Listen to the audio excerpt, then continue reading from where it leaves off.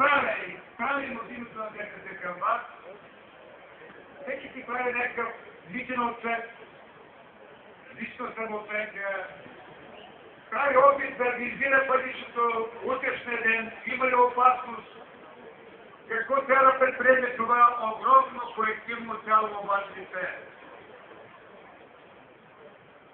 Напоследък такива идеи ми щупваха от гледна точка на самоналец, тъй като аз 26 години съм посветен от това дело, което ние наричаме ДПС. Това ще се майка представя така.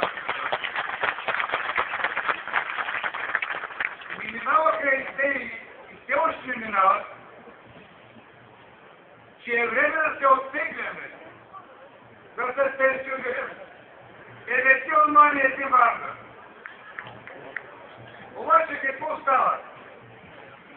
Тъй като започва малко по-сериозно да се позамисля, кога да стане, как да стане, винаги се намират хора или политически сили да ни създават много сериозни проблеми и викам, чакай малко, имам още работа.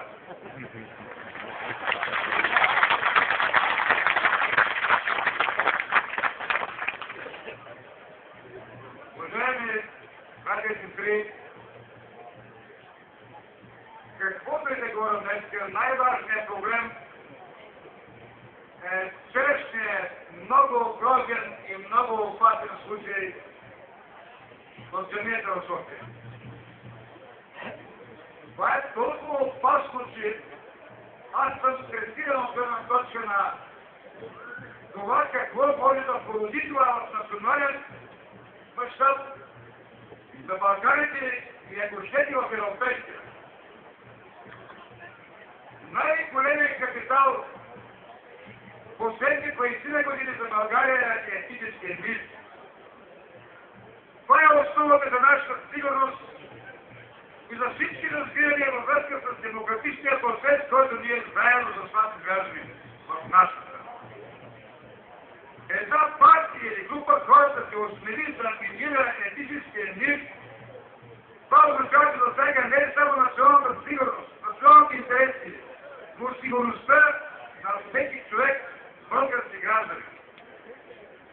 Аз от ваше име призовавам президента на страната, призовавам министър-председателя, призовавам Европейския парламент, призовавам Европейска комисия, Съвета на Европа, призовавам отговорните органи на НАТО много сериозно да се отнасят към тази провокация, към тази агресивност, защото в историята една агресивност, една омраза винаги ражда омраза и агресивност, защото нещата стават много опасни. Това не е само игра с огъня, уважаеми брати и сестри, приятели и съвишни.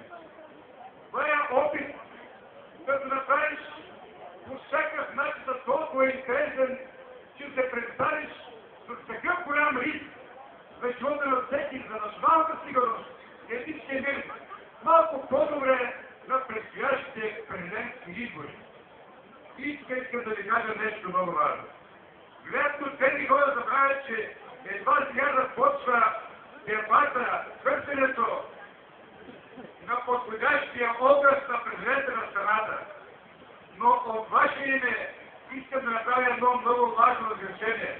Ние търсим подходящия кандидат за държава и права, а не за държава враг.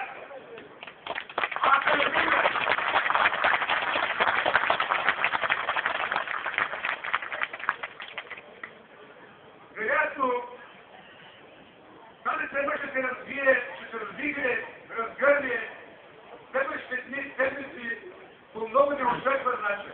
Ако ние в най-близко време, включително с помощта на медията, не пресечем този процес на генериране на производство на напрежение, нещата могат да излязат извън всякакъв контрол. И тук молбата ви към медията е. Уважаеми дами и господа, представители на четвърта власт, понякога твърде прекалявате с оценки и квалификации на различни явления, които не е дотам разбирате. Направиш квалификация на едно явление това нещо, ти създаваш вина. Свободата на словото е много голяма отговорност. Свободата на словото е такава тежест, която предполага човек да подхожда с отговорност и самосъзнание и за себе си, за общността, която се следва. Свободата на словото не е само да се пише подобници и се получават заплати и премии за това. Защото част от проблема в България е създадена от медията. Аз си го обвинявам един или друг вестник. Една и друга телевизия. Но ти да пълваш отрова в публичното пространство, без отговорност, е много опасно срещу, уважаеми дами и господа, представители на четвърта власт. Вие не може да правите какво си искате. Да правите какво си искате, това не е норма, не е морала на медията. Не е въплъщение на свободата на словото. Вие носите също отговорност, когато ние носим и на изборна ситуация, и предизборна ситуация, и в ситуация на управляващи и опозиция. Така че в редица държави има наказателни мерки за поведението на медии, които прекаляват с тази норма, да приначават, да манипулират и да създават продукт нарочно, само да лансират една и друга научна идея, която е опасна сигурността на държавата и на гражданите на тази държава.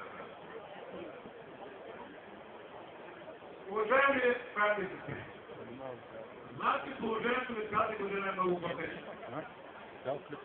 Тежко е, защото последните 2 години това правителство, което изясна една изкуствено създадена емоционална вълна и то на антиетическа основа, на антитепеща основа, на чисто натурска основа, за тия 2 години се провали.